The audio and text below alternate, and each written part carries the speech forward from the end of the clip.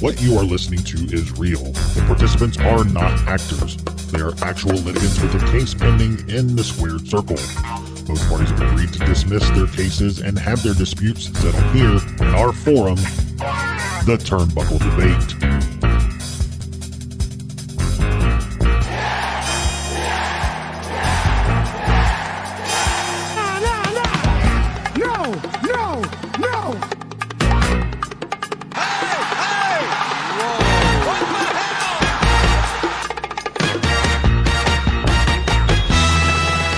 Hey everyone, welcome back to the Turnbuckle Debate. My name is Sneed. I'm Chad. I'm Tom, the OG Fit Kid, the staple of the Turnbuckle Debate. And our guest joining us today, we have Justin from the Wrestling Classic. Justin, what's going on, man? How are you? That was one of the coolest intros I've sat through that I've never seen before. I was like, what is happening here? First it was silent, and then the music and the voice came in. I'm like, that is so cool. I don't know. That was cool. That just threw me back. That's crazy. That was awesome. Like Eddie Kingston coming out of nowhere and Jim Ross. I'm like, oh wow. How are you guys? I'm great. I'm doing great. Good, man. We're happy to have you. It's you're someone we've wanted for a long time. We respect your work, obviously.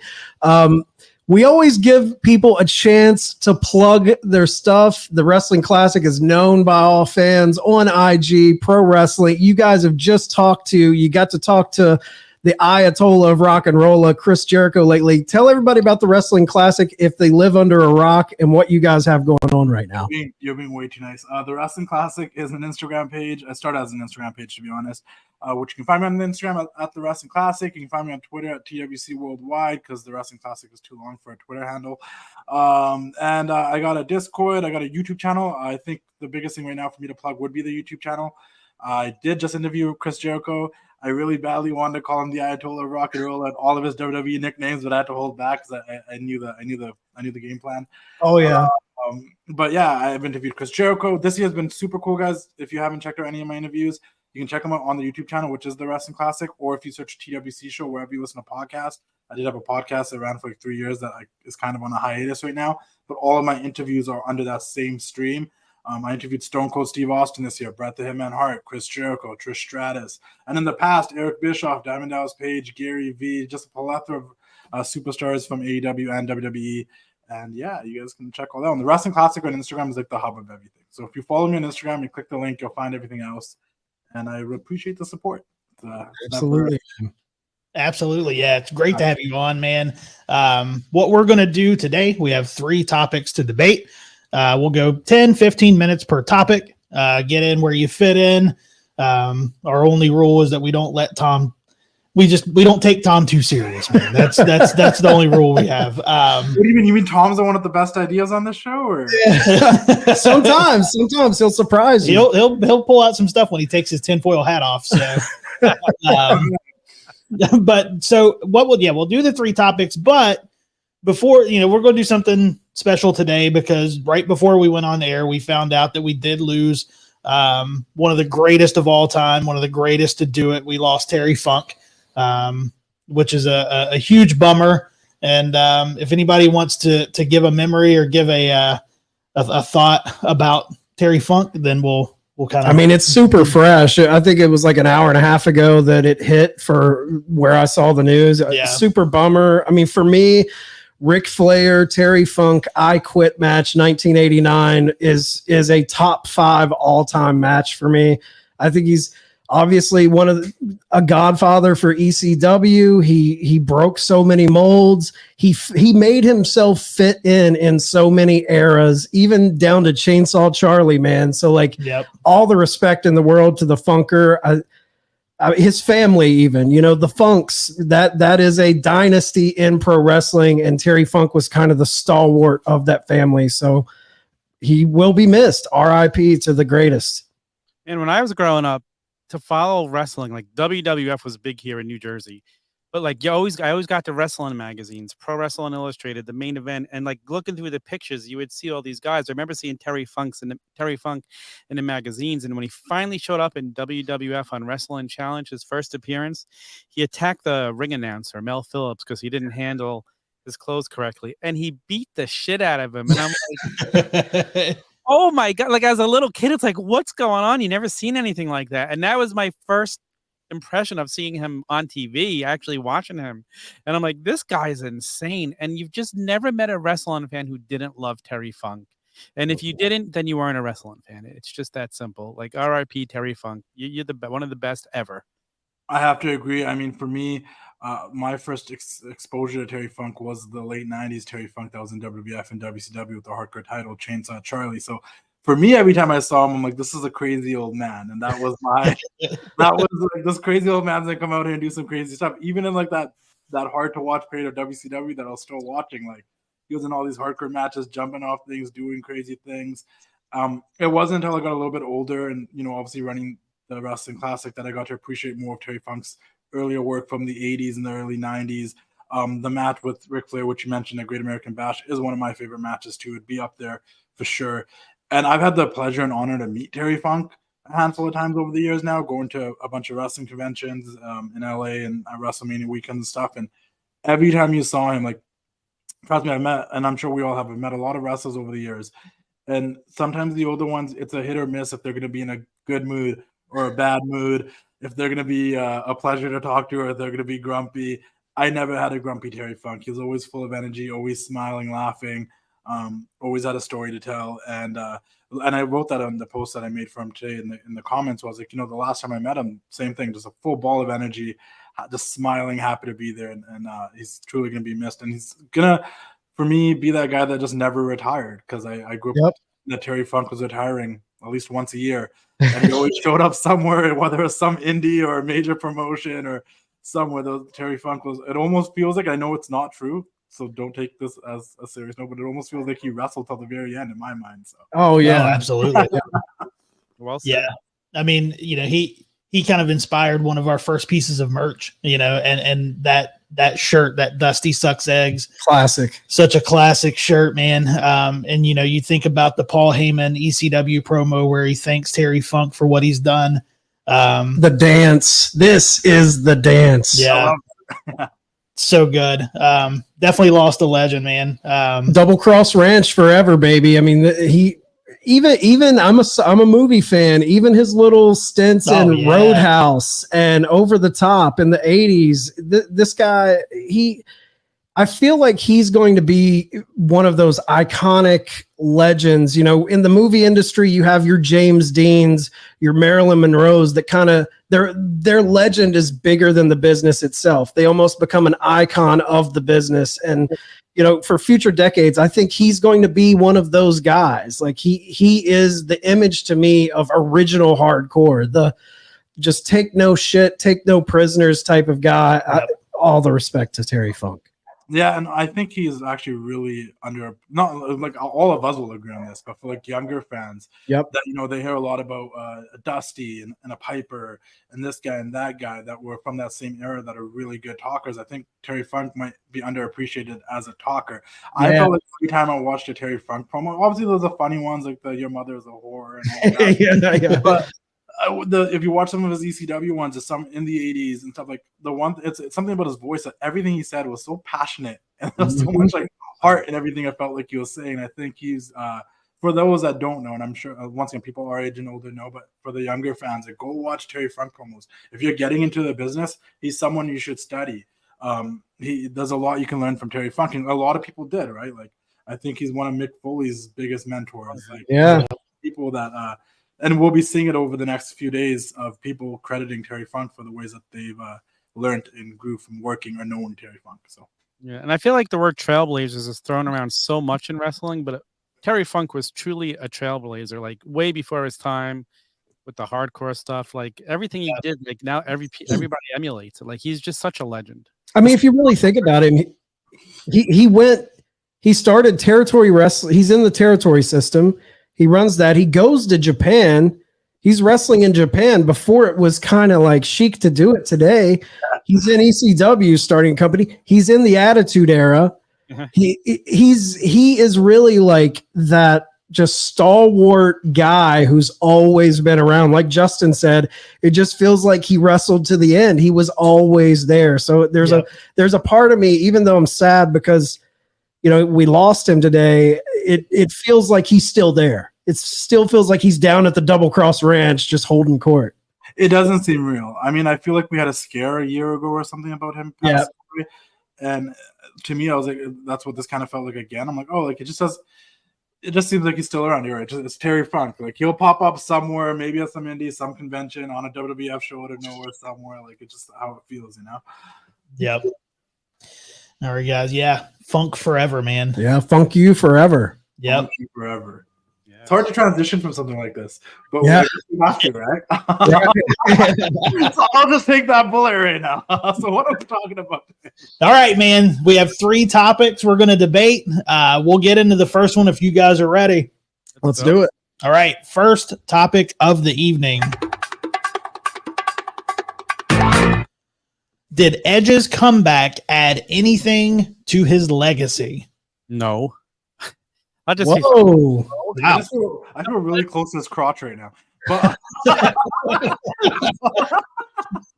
you gotta watch the video version, guys. this is definitely rated R. You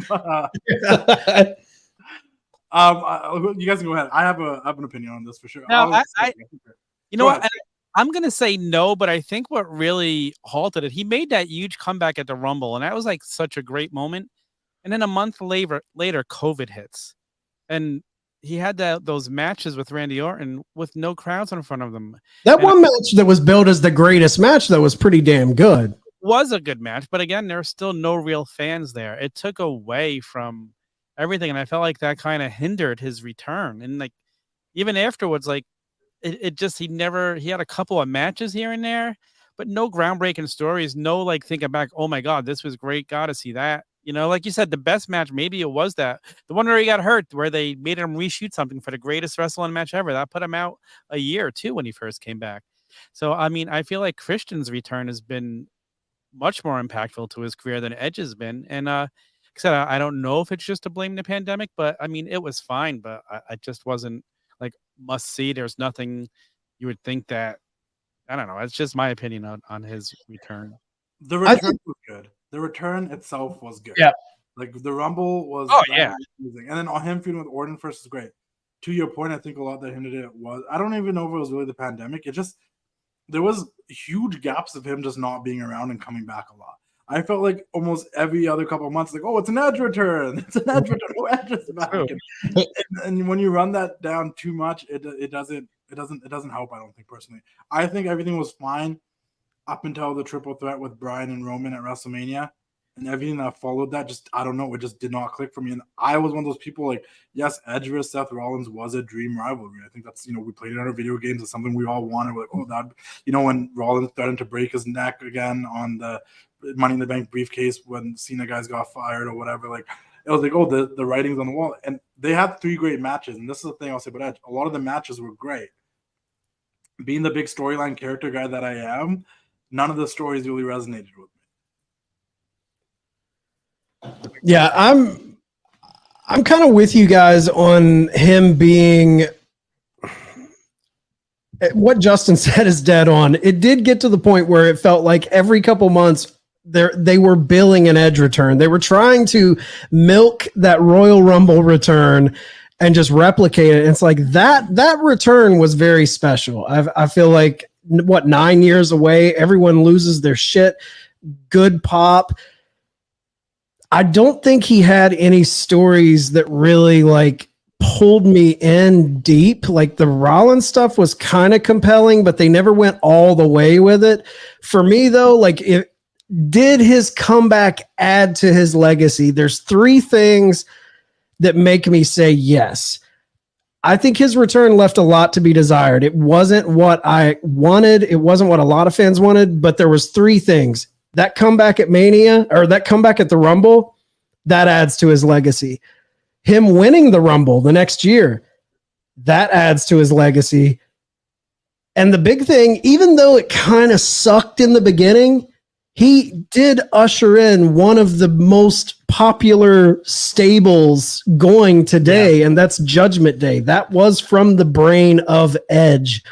Even though it kind of it didn't really have legs to it when he was involved. It was the beginning of it. So I got to give him a little credit for kind of forefathering this awesome stable in. So for that, I'm going to say he did.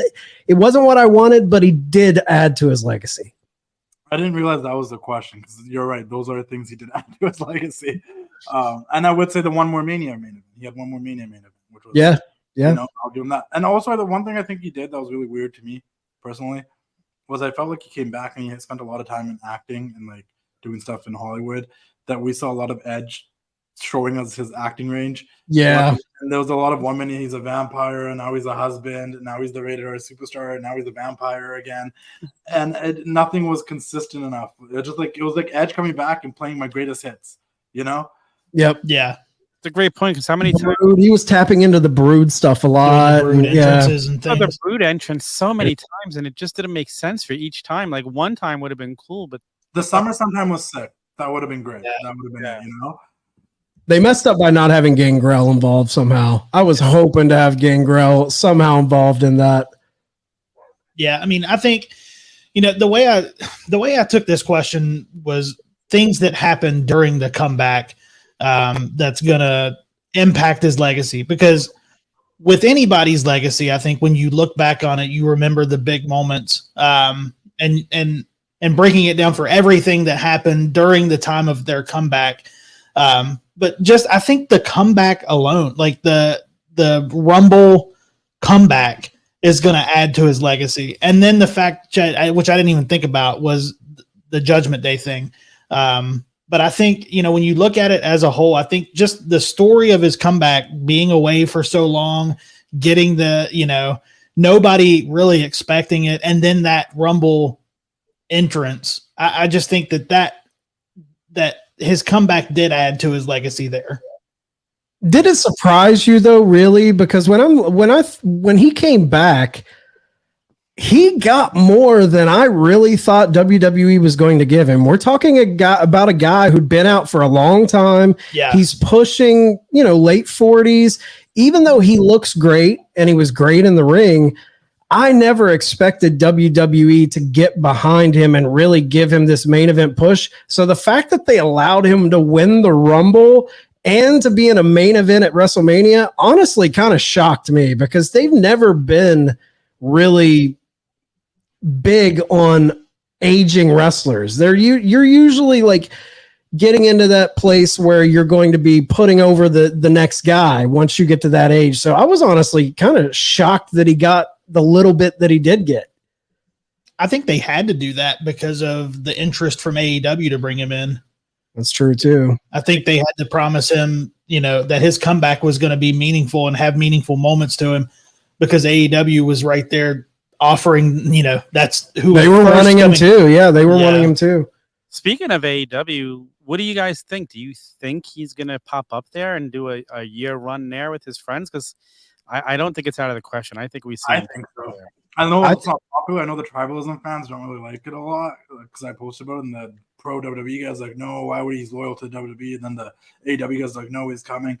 I don't think it's necessary. If he doesn't do it, like, whatever, he doesn't do it. But I don't see why not. Christian's there. You can have another run with Christian against the Hardys, and he can wrestle his boys, his actual real life friends, Dax and Cash, FTR. Like, yep. And you can just also secure a big bay because Tony's a fan. Yeah. And he wants Edge, and you're gonna have these big moments. I read recently. I don't always believe everything you read. Maybe he's taking us off the track, but he said his actual contract doesn't end until September 30th. He just done all the matches that he had to wrestle on the contract. But I'm like, well, what if he shows up in London? There's enough time. You never know. Yeah, I thought the same thing. I think he's coming. I think the Hardys being there, Christian being there, his real life Asheville, FTR. North Carolina buddies and FTR are there. Like, I think there's something there that they could have a really good. I read it in an interview with him recently where he said his dream would be to have a couple more matches with Christian before he hangs it up. And I think seeing the schedule that they're on and knowing that he can really pick and choose his spots in AEW and look how they're handling Sting, I think they would handle Edge like an absolute legend. I think they would book him right. That's one thing I think they get right a lot of times is the way they handle their legends. Yeah. So, yeah, man, I see him going there. I really do. I think he's going to go to AEW. And him disappearing from AEW television for a bit and coming back wouldn't be as annoying as it was with the WWE. Right. Yeah. But imagine TLC with the Hardys, Edge and Christian, and the Young Bucks. The Young Bucks with Edge and Christian, you think they don't want that? Exactly. Yeah. Young Bucks don't want that match. You think Matt and Nick aren't sitting there like, hey, we worked with the Hardy Boys. I don't know if they worked with the Dudleys. I'm not 100% sure. I feel like they might have at some point. But imagine them being able to work with Edge and Christian. Like, they're probably so stoked about that idea, you know? And I'm so down. give me FTR versus Edge and Christian. Can you imagine the match they would put on? Well, Dax, at one point when their contract status was up in the air, Dax was interviewed about like the possibility of wrestling Edge and Christian, and they were making it seem like it would have to happen in WWE. Christian could go over there, and Dax was like, it could happen in AEW a lot easier.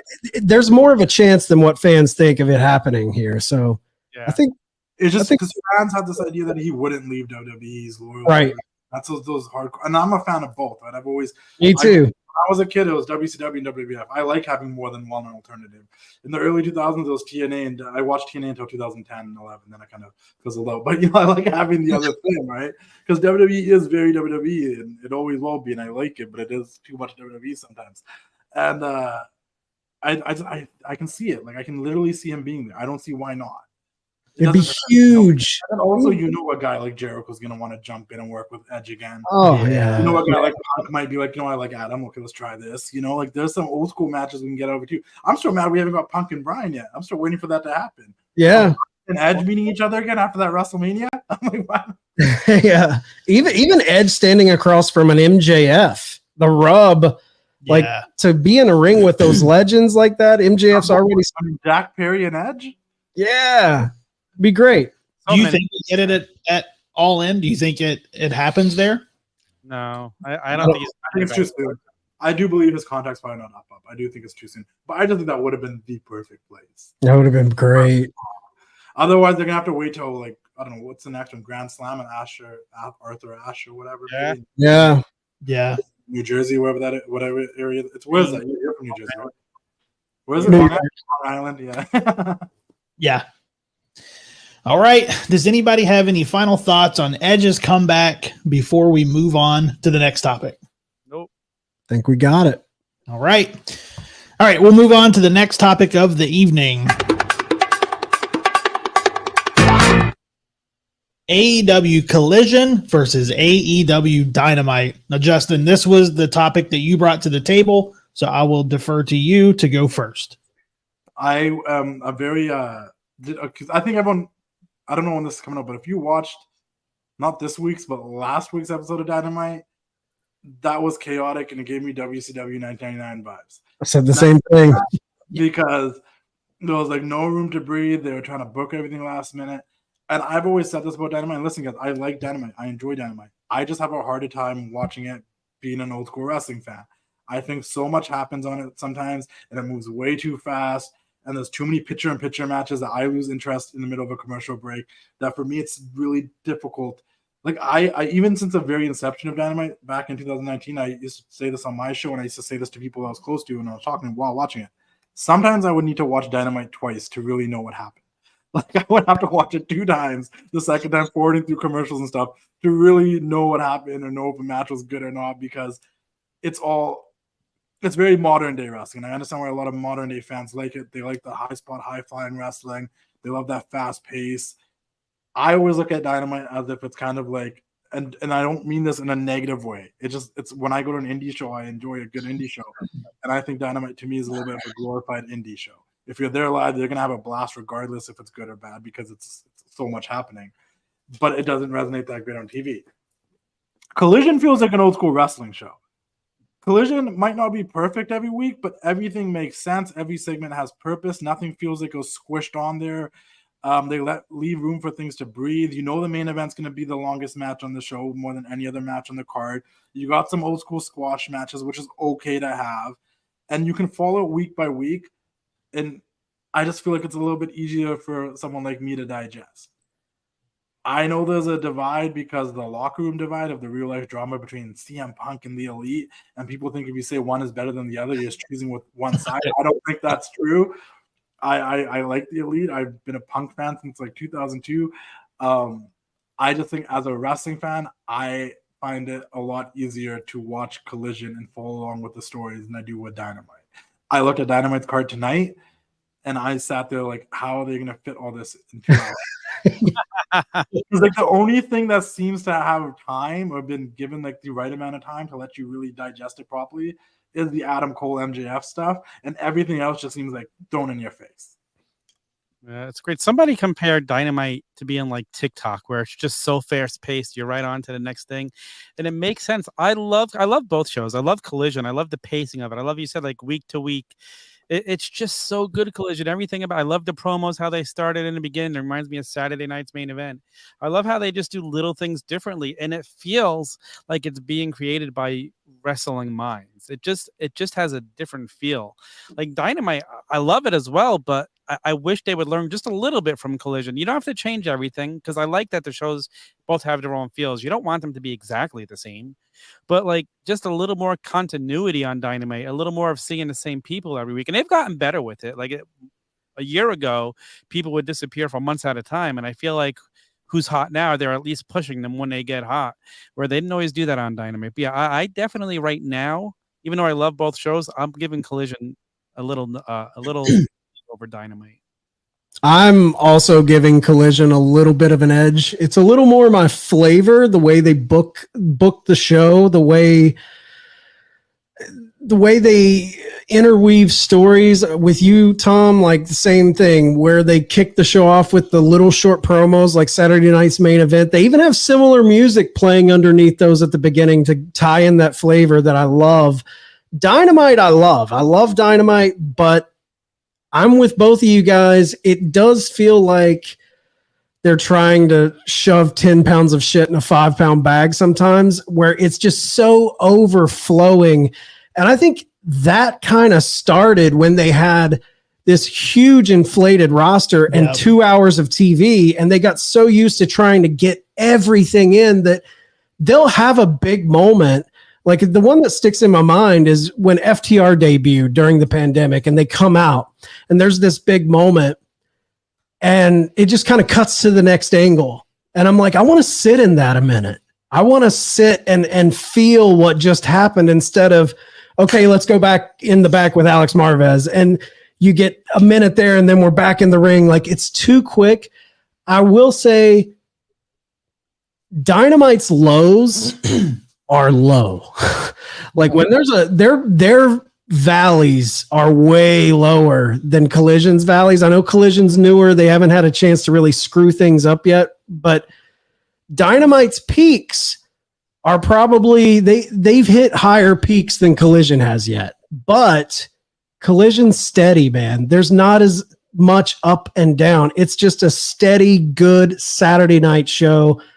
It's the show I look forward to the most because I'm home. If I'm home and I don't have anything going on and I'm like, oh shit, Collision's on. It's a great feeling to turn on Saturday Night Wrestling. So right now, maybe it's because it's fresh, it's recency bias, but I'm enjoying Collision more than Dynamite right now. I also love the way they slow built the Hobbs and Miro feud. Like you could see now, like it's just such little bits like that are like now we could sit back and like, oh, this is where they were going. And I House of Black, like yeah, they're doing great stuff. And to your point with that inflated roster, a lot of the guys that go missing for months are on Collision now. Like, yep. House of Black, Miro, Andrade, Hobbs. These are all the type of people that would go missing for a while. And we're like, where did they go? Yeah. Spotlighted on this show. Also a little biased to the fact that it does. I always found when Dynamite changed its look to this multicolored blue, red, white, all these colors, it kind of lost its identity a little bit. Does it look production-wise a lot better? Sure, but it lost identity. I feel like Collision has a very strong identity. Maybe in most people, like the whole red and blue with Raw and SmackDown, like it makes sense, you know. And like I feel like Dynamite's color scheme also is a great symbolic gesture towards what Dynamite is. It's trying to be too much all at once. Right. Collision knows exactly what it is. And then I get kind of confused because now I started getting immune to like, oh, we see House of Black on Saturdays. Like that's what I think. So last week when they did that segment with the Acclaimed and House of Black on Dynamite, I'm like, this didn't need to be on this show. You could have done this on Saturday, and this show would have had a little bit more room to breathe, you know? Yeah. To me, now I know they're not necessarily, like, I know the brands aren't split, but in my mind, these are Collision guys now. Like, Yeah. FTR is the only one that kind of makes sense because they're two brands clashing because everyone wants to see FTR versus Young Bucks. But that was a complete segment of guys that I'm used to seeing on Collision now. So not to throw anyone off, do you guys think there should be like a proper split between the two shows? I like how they've done it. Darby showing up on both shows. You get some of the Darby's a female work wrestlers. person now. Oh yeah. You got the females popping up on both shows. I like how they've just mixed it just enough, but it's not like every single week. I thought they've done a good job of how they've balanced between. I love how they're doing it. I like that you tune in knowing that these guys are going to be on Dynamite and these guys are going to be on Collision, but there's a chance of different people kind of cross-pollinating and popping up. That makes it exciting. I've never loved the brand splits in WWE. Like, I like having one champion and he might pop up on this show this week. Maybe he doesn't. Like, I like that. And I like that I think it was the MJF Cole thing that they built the match on Dynamite and then had it on Collision. Great business move. And both promos by both teams are great on that Dynamite. Yeah. Yeah. Ratings boost Collision got when MJF and Adam Cole showed up there for that match. Got the second highest rating, I think, behind that's the most over act in AEW right now. That's their most that's their thing they're banking off right now. Because to be honest, I have not cared about the whole BCC. I didn't even care about the BCC Elite feud. I don't even the feuding the best friends. I'm not invested in that. The Bucks and FTR is just more because I like them as opponents to each other. Punk and Joe, it's happening, but I don't think it caught enough steam yet to be really into it that hard.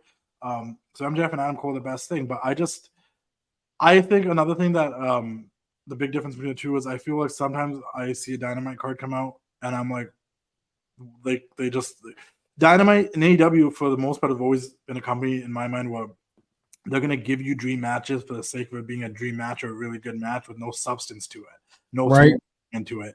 And I feel like Dynamite just doesn't. We're going to give you this match and you guys are going to love it, but like, why am I supposed to care about this match? Is it a situation where it can happen, I can PVR it and watch it later because it's just a match happening for the sake of it being a match? Well, I feel like even if there are squash matches, for the most part, every match that happened on Collision so far, it is still a newer show, they've had purpose behind every match. There's a reason why every match is happening. I think it's like, when House of Black was feuding with Andrade, like everything was with that feud on Collision. Every match mattered.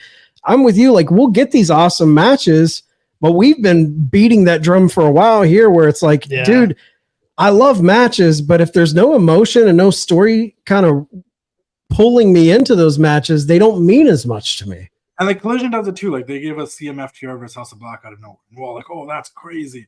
But it's like where the title's on the line. They got to defend their title. So there's a little bit.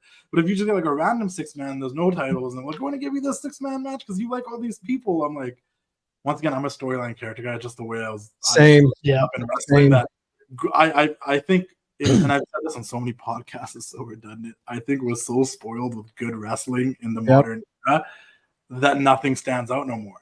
You know how like you would ask them like, what's the best match from like 1992, and you start pulling like WrestleMania and like certain matches out of your hat. Well, it's like, what's the best match of like 2022? I'm like, dude, there's like a good match every week on a Dynamite and a Raw. Yeah. I don't know what are the best ones. Like I can't compile this list anymore. It's too hard. I'm gonna have to watch everything all over again. That's right. You'd think they would pick up on that because the stuff that really bubbles to the top, you said it, MJF, Adam Cole right now, it's bubbling. Bloodline, Judgment Day, the stuff that they give a lot of story to is what fans gravitate towards more so than just a match for a match. The match, and I hate to say this because I'm a part of it actually, so I can say it. It's one of those things like I can't. If I say something about Indians, you can't get mad at me. I'm Indian. Like I'm a part of the wrestling fans on the internet, so I can say this. It's the wrestling fans on the internet that love the wrestling matches. The vocal majority, and I say the vote because those are the people that are tweeting the most, are the ones that love the really good wrestling matches. Yeah, like that was a banger. It was like a video game. That's who they're hearing. They're not hearing the fans that are like, oh, I'm just not going to tune in because there's nothing really interesting happening on the show. Right. You know, because that's what it is. I mean, I've watched SmackDown for weeks now, and to be honest with you, majority of the show has been very bland. But I'll stick around to see what happens with the Bloodline. That's what kills me too. It's like, how do you not see the Bloodline is great and try to trickle that into your mid card? And same with AEW. You're seeing that Adam Cole, you're playing this long game with Adam Cole and MJF. How do you not try to trickle in some smaller stories through your mid card? The way they've handled the women's division on Dynamite has been laughably bad for a long time. The booking, I think, honestly, the company that's handling stories top of the card to bottom of the card the best right now for me is Impact Wrestling. They have good stories top to bottom. Yeah. I'm not going to say anything that's going to, cause a debate, because it's obviously going to be Collision for me as well. And it's for all the reasons you guys said. Justin, I think you kind of, because it was, I couldn't really put a finger on it when I was trying to think of how I was going to answer this question, but I think you said it best when you said there's no time to breathe. And that's 100% what it, Dynamite is so fast and there's so much in there. You don't have time to breathe. What we do, we watch Dynamite and then we immediately record a show afterwards, doing a review of it. And sometimes, man, it just feels like you've run a marathon. Yeah. I mean, it feels like, I'm trying to go back and watch a 1999 episode of WCW when it was 3 hours long and so much was happening. That's what it feels like. Yeah. And I just, this is no time to breathe. And I remember last week specifically, I remember all this stuff happened. There was a match, there was a Kenny Omega promo, then there's a Hangman promo, and then something else happened. I'm like, it's only been 25 minutes. What? What did we just learn right now? There's a match. This match just happened. That just happened.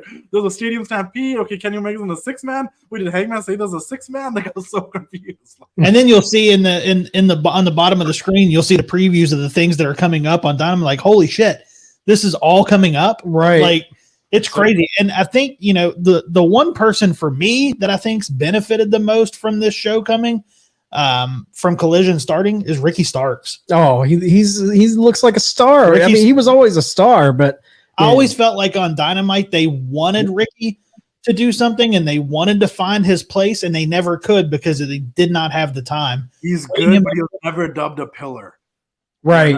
He's good, but he wasn't one of the chosen ones. And we know how good, and everyone, and the worst thing they did was everyone saw just how good he could be when he had that 2-week feud with MJF at the beginning of this year, and everyone's like, oh, they got something here. Even if Jericho wants to work with you, that means you got yourself over, because Jericho wants to work with whoever's over.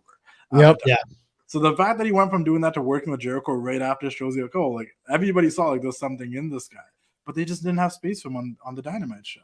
Because there's certain people that need to be on there every week. They want to, if they can get the elite guys on there, they're going to get the elite guys on there. And there's nothing wrong with that. Because on the flip side, Punk's going to put himself on that other show for sure. Yeah.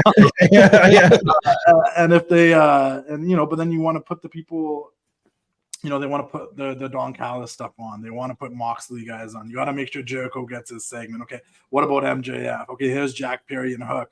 Oh, wait, we need to have our mandatory one women's segment. The mandatory one segment, yeah. And it's so true, because going back to what you said about Ricky Starks, when I watched Bullet Club Gold on Dynamite, I'm like, these guys were top guys. I don't get it. Now they're given time to breathe on Collision. I'm in love with Bullet Club Gold. I love everything Juice Robinson and Jay White and the Gun Club do.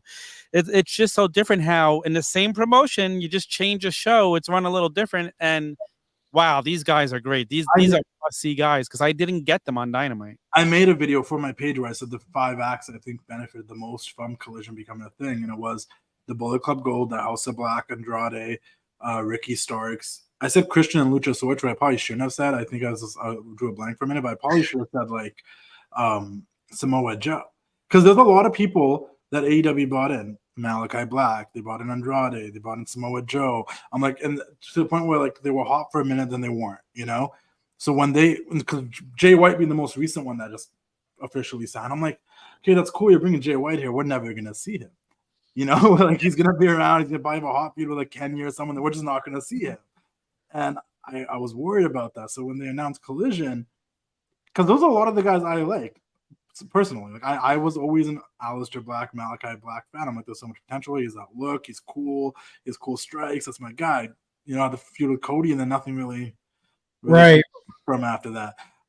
Samoa Joe, right? I feel like if Samoa Joe never signed it, he probably would have already been back with the WWE. Like Samoa Joe's a name big deal that people have loved since forever. So, you know, you can't just hide him on Ring of Honor. So like him on Collision, now seeing him weekly now. We're seeing him every week. There's no room for him on Dynamite, to be honest. It's great. The Bullet Club Gold. I think everyone now, like we knew Jay was cool, and now we're in the Guns getting a little bit more of a rub being with them. But I think now people are officially seeing like just how good Juice is. Juice might be the MVP of AEW for the last 3 months. He's working harder than anyone. I love that guy. Juice is great, man. And then I just think it did help a lot in its own way. And and Darby's a workhorse. This guy's working every show. Absolutely. Dudes, I'm like, do they even know he's in multiple feuds? And it's just weird to me because it doesn't cross over. Yeah. Like, I'm not gonna see Christian Luchasaurus attack Darby while he's messing with Swerve guys. And that to me is just a little weird.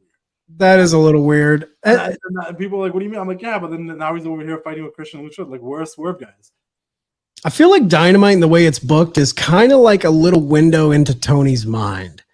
Tony seems like his mind runs a mile a minute. He's handling the Jaguars, Fulham, all of this stuff, and he is a master at organizing all of this stuff.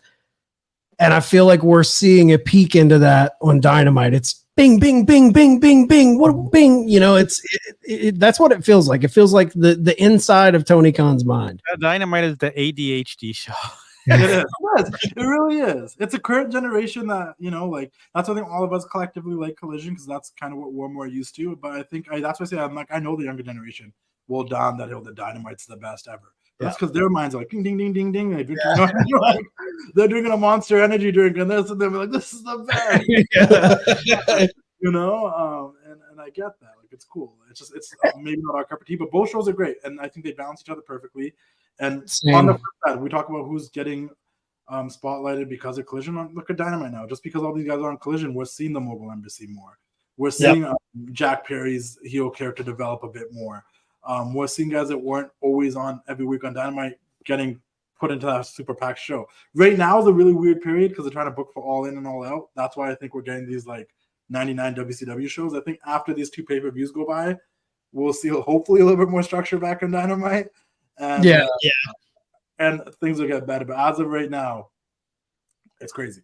Yeah, I think they're scrambling a bit too with these 2 shows coming up, and they lost Danielson to injury. They lost Jamie Hayter to injury. They lost Pac to injury. So I think Ray Phoenix. Yeah, so I think there's a lot of like scrambling to put things together and make it make sense and jam story in at the last second. But I'm with you. I can't wait till these 2 events pass. Yeah, and see what the road to Full Gear looks like. Yeah, and maybe revisit this and be like, you know what, Dynamite kind of figured it out. Yeah, because Tony's got to be paying attention to Collision and being like, oh, people are liking this. Yeah, you know, I could have done without the Texas Chainsaw Massacre match. yeah, RoboCop and Sting all over again. As long as the money all went to charity, that was the only thing that made me go, all right. Cool. That's true. Yeah, that's true. They gave that bag for it, and they gave it all to the Maui Wildfire Fund, and I was like, all right, I guess it was like it's you can't complain too much. That's true. All right, guys. Anybody have any final thoughts before we move on to the next topic? Nope. All right. We will move on to the final topic of the evening. Should FTR versus the Young Bucks 3 still happen at All In with the news of Cash Wheeler's legal issues that are going on right now? Absolutely. Innocent till proven guilty. I don't know how you could even prove him guilty when it's just a he said versus he said situation. Maybe the guy recognizes him and he's like, oh, maybe I can make some money off of this. Like, I don't know the full situation, and I don't know how we will ever know the full situation unless, I don't know, we're not. Well, we probably never will know the whole situation. Dark Side of the Ring in like 2020. Right. Like 2050. I think this is a classic. Everyone on the wrestling IWC, everyone is saying, "Oh, Tony just found out when we did." I find that hard to believe. Like a lot of times when scandals break in the NFL, which Tony's very, used to those type of things, anytime a sports thing, most of the time, not all of the time, I'm not saying it's not possible that Tony didn't figure it out when we did, but it just to me, it seems like this happened in July 28th. I feel like he wouldn't be allowing this to go if he knew something bad could happen. If he knew it was a bad look to do it, and then it comes out that he pulled a gun on the guy, stuck it in the guy's face. I feel like they know a little more than we do, and they probably know that it's not as cut and dry as the police report said from the guy who blamed Cash Wheeler for this. I think there's two sides to every story, and then there's the truth, and I just don't think it happened the way the police report read. I think we should 100% get FTR Young Bucks 3 at All In. You can't cancel it at this point. You just can't, unless it's some severe thing. I just think you got to go through with it. I think you go through with it. I don't know the exact circumstances. I like to believe that most that we know is we really know nothing at all. Everybody on the internet turns into a detective and they're trying to watch it and figure it out. Hell, it might have not even been him. He was picked out of a line as the guy that it was. If he's clear and he can travel, then let it happen. I understand, and I think what happened, especially with the fans, I want to say that are like 25 and younger, is all they really grew up with is the WWE, which pretty much their entire lifetime has been a publicly owned corporate company, where if something like this happened, it'd be a whole different ordeal because that's a whole different company. To an extent, AEW is still a mom and pop family owned business. Yep. And yeah. if you go look back at the WWF when it was a family-owned business, they got away with a lot of this stuff too, because you don't have to answer to shareholders and all these people about your talent. They have to answer the network. As long as the network's fine with it, they're good. It's not that big of a deal. Stuff like this, I mean, don't even get me started on Jimmy Snuka and all the stuff that happened at WWF when they were a family-owned company, right? Domestic abuse, this and that. I think because we live in the internet age, everyone wants to blur the lines of people's real life and the wrestling. Like, I think it was funny too. Like the moment this happened, everyone's main concern was, is he still going to wrestle at All In? Like, yeah. Like, let's first let him figure out what's happening in his personal life, and that doesn't matter if he can or can't, because we didn't know the extent of what happened at that point. Like, just let's leave it alone and see what happens. And once we figured out kind of what happened, I'm like, just let him wrestle. As long as he can travel and he has a passport, and they say, hey, you can go and work, and let him work. Let him do his job. It's a job at the end of the day. As us fans think it's something a lot bigger sometimes, but it's a job at the end of the day. And if he can go to work and give us fans a bang of a match with the Young Bucks for the third time, I'm all here for it. With what happens with the situation, I guess we'll just have to wait and see. I've met Cash. I know Cash. I've talked to Cash. He's a great dude. He's been nothing but kind to me. I wouldn't expect this behavior from a Cash Wheeler. But I also have had my moments of road rage, but I also live in Canada where we all just ain't caring, so it's a little different over here. But but if he waved a gun in a window, it's bad. I'm not saying that's good, but did he physically get out of the car and point the gun at someone's car? Like, like what was the extent of it to really like condemn the person? Because there's a lot of people on the internet that quickly want to condemn people, right? We don't know, but all I can say from my behalf, whether it's even true or not, I think Cash is a great dude. So nothing but kind to me. And, I believe in a lot of you that might be younger as you get older. And I keep mentioning the younger people because I realize there's a lot of younger people that follow me that have different opinions and really get mad at me when I say I don't like John Cena. But same. But they just don't know what we went through. But to the younger people, I just want to, like, in life, shit. Are we allowed to swear in here? Yeah, oh, yeah, go. Shit happens. Yep. Yep. And it's not as bad as other shit that could happen. So shit happens. It just, yeah. He didn't pistol whip the guy. Yeah. Right. He didn't pistol whip the guy. He showed the guy's gun, which is probably a good thing. It's probably a good thing. He said, hey man, I got this. Don't fuck with me. And who knows what happened to even if he just showed the gun, like, hey, what if he felt in danger? We don't know the situation. No one knows the situation. Florida, gun laws, stand your ground. It's legal for him to have one. You can't go at him for that.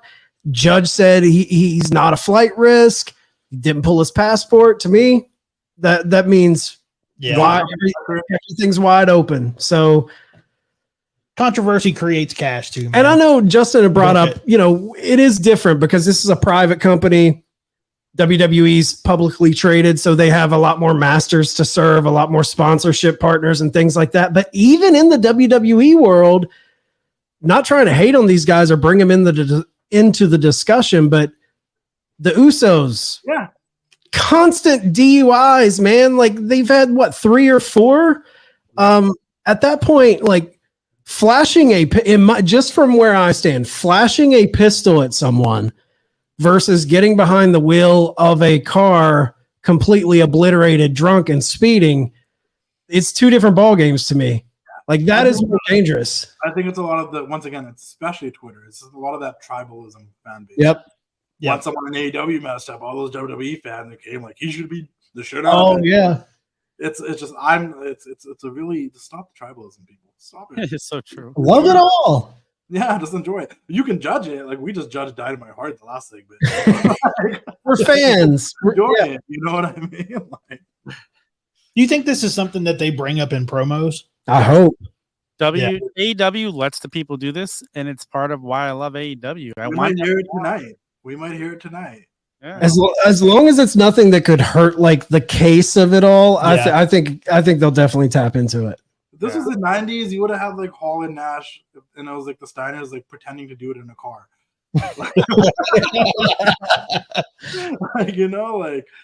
Or DX doing it to, I don't know, some other team. It's just because the thing is FTR comes off as like the old school, we're proper citizens of the world. Yeah. These guys are crazy too. If this was the 90s, they would show exclusive security footage that it was Matt Jackson behind the wheel of the car that Cash pulled the gun on. Yes. AEW is not against stuff like that. Remember when Wardlow's car actually got broken into and then they made QT Marshall did it? Well, Arn Anderson with the Glock. That's what I was going to say. They need to have Arn Anderson as their manager for All In. They do. And have him come down and pull the gun. Anderson 9mm, baby. We're really funny. They do like a backstage segment between Arn and Cash at like All In. Ah, it'd be great. Oh, where they just cross paths and like just acknowledge each other and shake hands. And Arn's like, I get it. That'd be great. But yeah, they need that definitely needs to happen. We all want this match. I don't think any fan is probably not going to say they don't need to wrestle because we're fans. We want to see the match happen. It's going to be incredible. 80,000 plus. Part 3 of 2 of the greatest tag teams working today. Yeah. Who doesn't want to see that? And let's be completely honest. And this will be my last question because I guess we're running a bit long. But like this personally, this All In card isn't like all that. And this match is one of the one of the matches drawing people in, at least for me. I think this match, obviously MJF and Adam Cole, you just kind of want to see what happens. Or like 2 of the, because Kenny's match isn't that special. It's a 6-man. It's very New Japan. It's 100%. And I'm sure a lot of it will be good, but like as someone going into it, I'm like, don't really care about this. Don't really care about the Stadium Stampede. It'll be fun, but whatever. Jericho and Ospreay, like I'm in the middle on that because like. I love Jericho, but he's on that older side of his career now, and Ospreay's like I just want to see what happens. But as like an initial, like what would I want to tune in and see? Like this is one of the marquee matches for me. 100%. It's MJF, Adam Cole, FTR, Bucks for me. Those are the 2 matches I'm waiting on. I can't even think. Oh, I guess like I'm trying to think of the matches now. That tells you how like I'm not that hyped. Like I was like, wait, another Sting and Darby versus Swerve and AR Fox and the Coffin. Like there's stuff on there, but this is one of the marquee matches. 100%. And this one has history, and MJF Adam Cole has story, so that brings me in. Yeah, brings me in instantly. So all right, guys. Anybody have any final thoughts? We have a round robin question as well, right? So with our round robin question, what we'll do, we'll pose the question and then just kind of go around and give your answer. There's no real discussion, no real long discussion. Just what you think.